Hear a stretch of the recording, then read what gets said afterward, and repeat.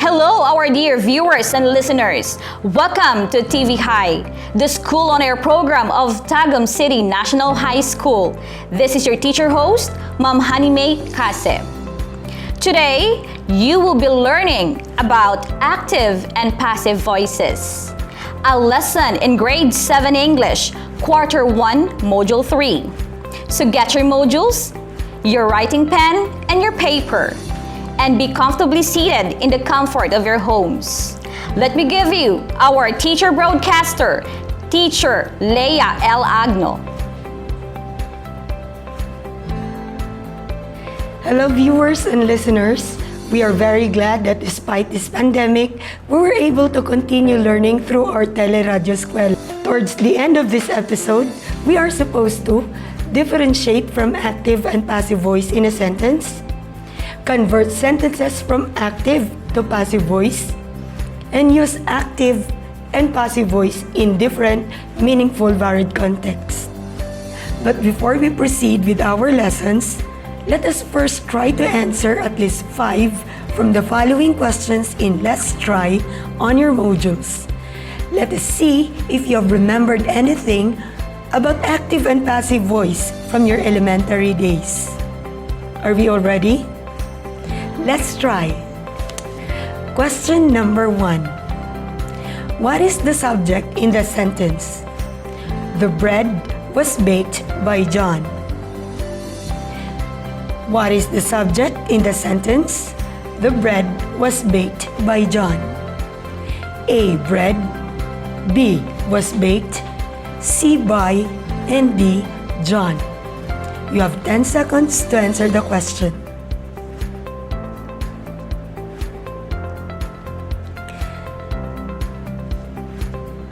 Time is up. The answer is A. Bread. Good job. Number 2. What is the verb in the sentence? The teacher gave sound advice. What is the verb in the sentence? The teacher gave sound advice. A. Teacher. B. Gave. C. Sound. And D. Advice. Your 10 seconds starts now.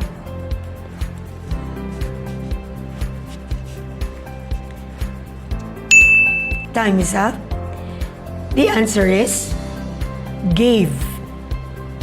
Very good. Number 3. It refers to the subject as the doer of the action. Again, it refers to the subject as the doer of the action. A. Verb. B. Subject. C. Active voice. And D. Passive voice. 10 seconds starts now.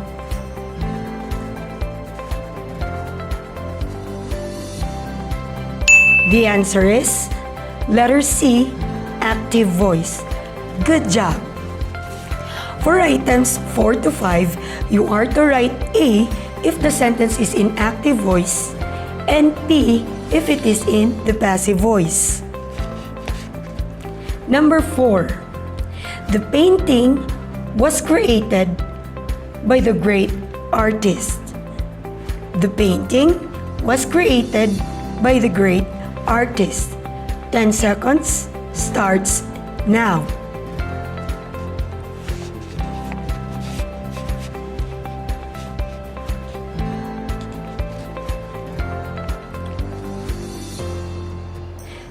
The answer is P, passive. Very good. Now we are on our last item. Number 5. Marvin Fuentes, a 7th grade student from City High, won the writing contest. Again, Marvin Fuentes, a 7th grade from City High, won the writing contest. Active or passive? Your 10 seconds starts now.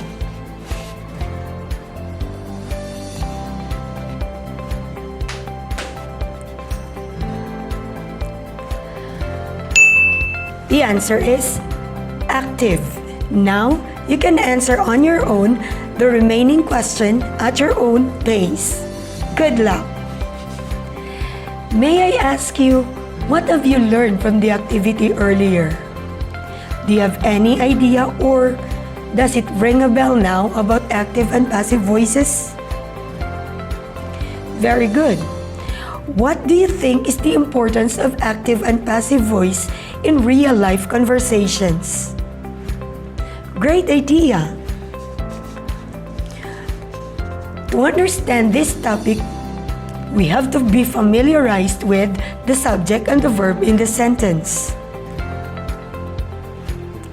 The subject in the sentence is a person, animal, or thing doing the action or being talked about, while the verb is a word that indicates action. For example, the kid chases the butterflies in the yard. The action done in the sentence is chases, therefore, it is the verb. While the one who performs the action is the kid, so kid is the subject. Now let us play a detective game, where you are to identify which word in the sentence is the subject. Don't forget what you have learned earlier. Let's start. Number 1. The apples are so sweet. Which word in the sentence is the subject? Again, the apples are so sweet. Which word in the sentence is the subject? You have 10 seconds to figure out the answer. Very good. Apples. Number 2. The neighbors laugh at him. Again, the neighbors laugh at him. Will you be able to detect which word is the subject in the sentence? Neighbors. Well done. Number 3. Cats get the same treatment. Again, cats get the same treatment. Which word in the sentence is the subject?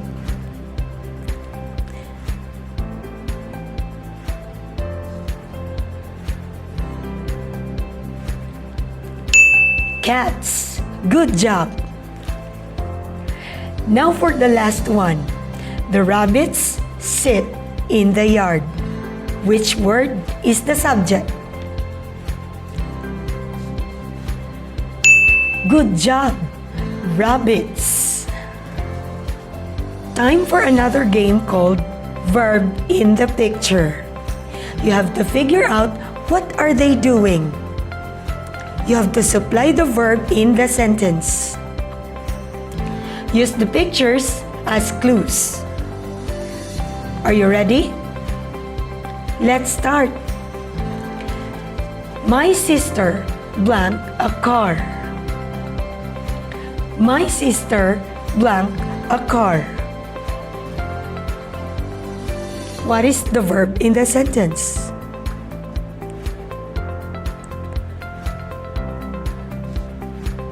Nice one.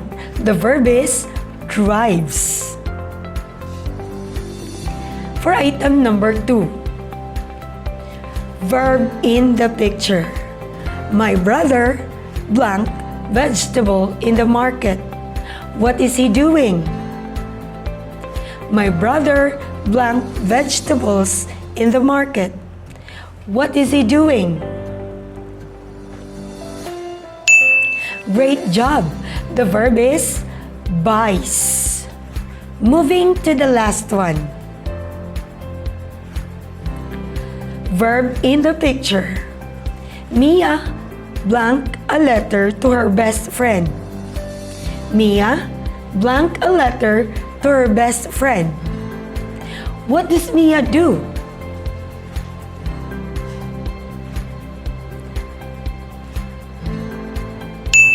The word is writes. Mia writes a letter to her best friend. Now that you have already reviewed subject and the verb in the sentence, let us proceed to the main topic, which is active and passive voice. It is important to differentiate between the two because these are the basic patterns in writing. To help us understand the concept better, look at the pictures. What basic difference do you see? Good point. The first one is a busy kid with so many actions being done. He is a very active learner. While the second one is not doing anything. He is being a passive learner.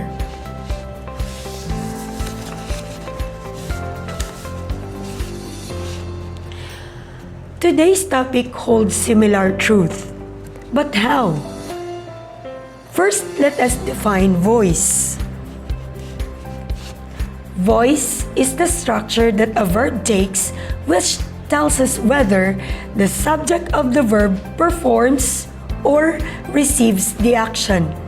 There are two kinds of voices, the active and the passive. A sentence becomes an active voice when the subject is doing the action. For example, Anna baked a cake. Here, the subject Anna performed the action, which is baked. Example number 2. My mother cooked a delicious food. In this example, the subject mother is the one doing the action, which is cooked. In the given two examples, the subjects Anna and mother are the ones doing the action in the sentence, which are baked and cooked. Thus, the sentence is in active voice. In the passive voice, the subject now becomes the passive recipient of the action, meaning to say, the subject is not the one doing the action. Instead, the action is performed to the subject. Let us use the previous sentence to see the difference. Example number 1. The cake was baked by Anna. The sentence still bears the same meaning, though the pattern now is different. In this pattern, the subject is the cake, but the action is not done by the cake. Instead, it was performed by Anna. Example number 2. A delicious food was cooked by mother. Still, the action is performed to the subject, which is food. Thus, the subject receives the action, making the structure passive. Students mostly use active voice in writing sentences because first, active is direct and it is simple. Unlike passive voice, it is awkward and lengthy. For you, which pattern is simpler? Now that you have already differentiated active from passive voice in sentences, let us see how well you master the skill through a game called Active versus Passive, wherein you are to tell whether each sentence is in active or in passive voice. Always remember that in active voice, the subject is the one performing the action, while in the passive voice, the action is performed to the subject. So buckle up and get yourselves ready. Let's play active versus passive. Number 1. The new curtains were hung by the woman. Again, the new curtains were hung by the woman. Active versus passive. You have 10 seconds to give your answer.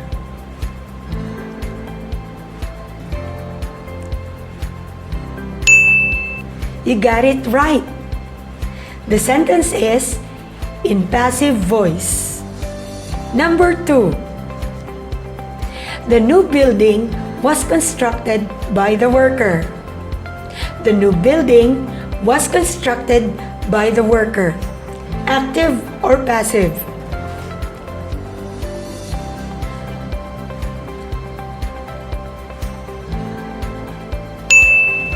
Right again. The sentence is in passive voice.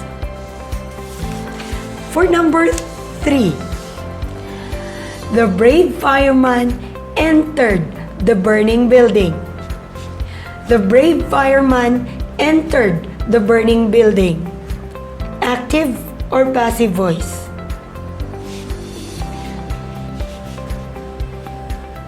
And the answer is active voice. But did you know that we can actually convert active to passive voice and vice versa? Come on, let's try. Let us compare the two sentences. In the active voice, it says, the school principal approved your Valentine's Day activity plan. When converted to passive voice, it is now, your Valentine's Day activity plan was approved by the school principal. Notice that though the meaning remains, changes in the placement of the words are different, especially changes in the subject and in the verb. In the active voice, the subject in the sentence is the school principal. While in the passive voice, the subject in the sentence is the Valentine's Day activity plan. Now notice the verb. In the active voice, the verb is approved. And it is in the past. In the passive voice, the auxiliary verb is used together with the past participle of the main verb. When converting active voice to passive voice, we have to pay attention to two main points. First is the new subject. Second is the tense of the verb. Let's try. Jane's parents gave her a new phone as graduation present. What is the tense of the given sentence? You're correct. The sentence is in active voice. We will turn it into passive. Focus on the two main parts. The new subject is a new phone. And the original verb is gave. It is in simple past. Since passive voice sentences need an auxiliary verb, we will use was because it is in the past and it is used for singular subjects. So what is the answer? You're right. A new phone was given by Jane's parents as her graduation present. You're simply amazing. Next example. The Filipino meal was prepared by the grade 9 culinary students. What is the voice of the sentence? Great! The sentence is in the passive voice. Now convert it to active voice. Come on, it's switching time. Do it on your notebooks. The new subject is, yes, it's the grade 9 culinary students. The verb is was prepared. But note, active voice sentences do not need auxiliary verb, so remove it. But still, use the past form of the given verb. The verb is prepared.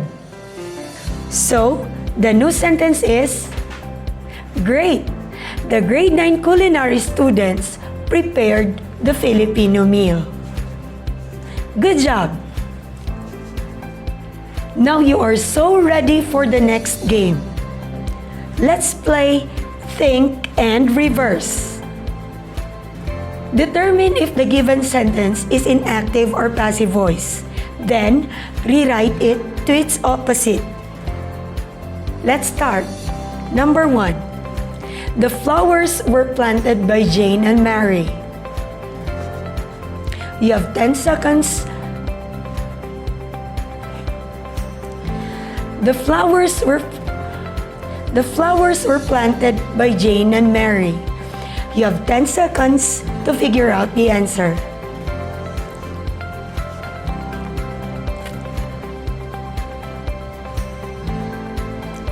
You're doing great. The sentence is, Jane and Mary planted the flowers. The nurse took the patient's blood pressure. Your 10 seconds starts now.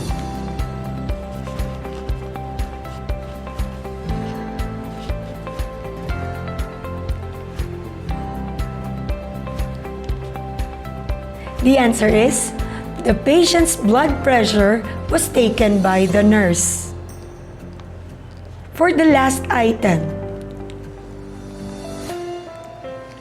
the slithering snake scared the boys. Your 10 seconds starts now.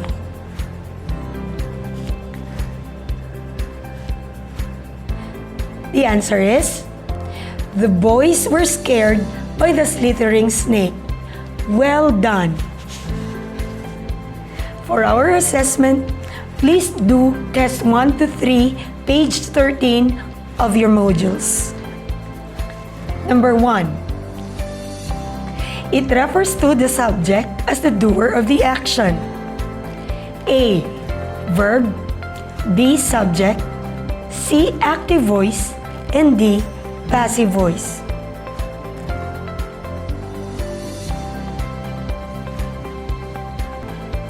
Good start. The answer is active voice, letter C. Number 2. The structure that a verb takes to demonstrate whether the subject of the verb performs or receives the action is blank. A. Sentence. B. Voice. C. Subject.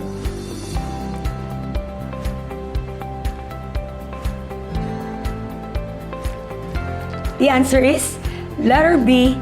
Voice. For items 3 and 4, determine if the sentence is in active or passive voice. Number 3, an appointment was required by the receptionist. Active or passive voice. Number 3, an appointment was required by the receptionist. Active or passive voice. Doing great. The answer is passive. Number 4, the music was brought to you by Mellow Radio.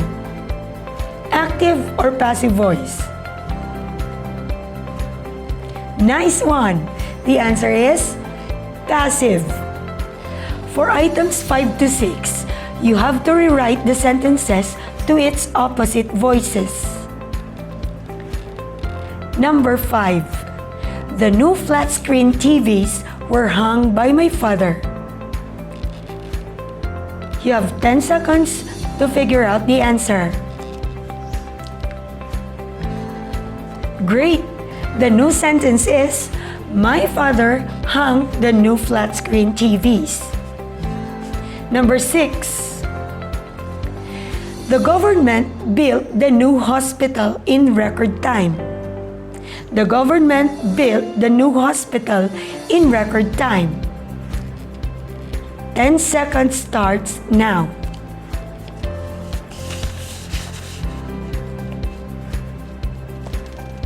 The correct answer is, the new hospital was built by the government in record time. You know that you did very well today. Good job.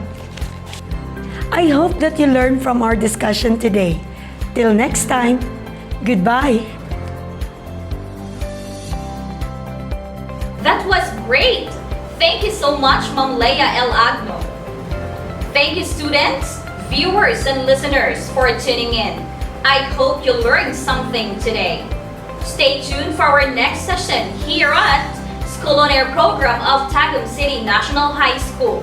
This is Ma'am Hani Kase, your radio host. Makisabay, matuto at maglakbay dito sa TVBI. Have a great day ahead.